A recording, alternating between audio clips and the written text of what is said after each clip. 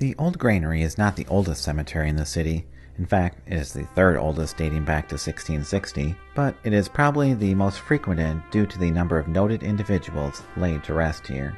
Within this graveyard, of an estimated 12,000 burials, you will find the likes of Paul Revere, John Hancock, Samuel Adams, victims of the Boston Massacre, and Mother Goose. Within the cemetery are 3 types of graves.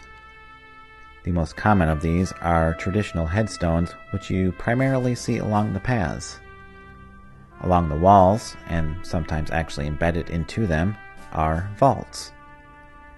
And lastly, you will see some large table-like tombs, which are actually called, well, table tombs. This cemetery is full of history and tales of intrigue, many of which are told by historical markers placed throughout the graveyard.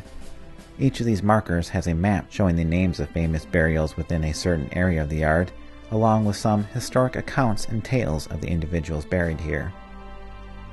One favorite tale is that related to James Otis Jr.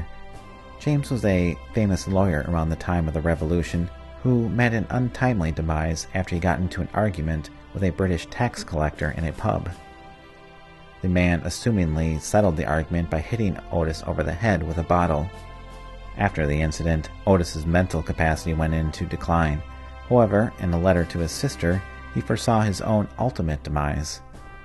In his letter, he wrote, "I hope when God shall take me out of time into eternity, that it will be by a flash of lightning." In 1783, Otis got his wish when he was struck by lightning in nearby Andover during a thunderstorm. Near Mr. Otis's grave, you will find the large obelisk-like grave for John Hancock. This obelisk actually was added about 100 years after Hancock's death in 1895. The most popular stone in the yard is that related to patriot Paul Revere. Now, when you reach his grave, you will note that it looks to be in amazing shape. However, this marker, similar to John Hancock's, was a later addition. The original marker for Paul will be a small footstone just to the right of the much larger and notable marker. The centerpiece, if you will, of the cemetery is a 20-foot granite obelisk that pays tribute to the parents of Benjamin Franklin, Josiah and Abiah Franklin.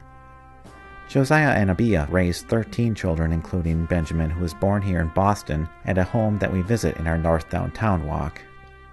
Benjamin spent the first 17 years of his life here before eventually moving to Philadelphia in 1723 after he got into a serious argument with his brother James.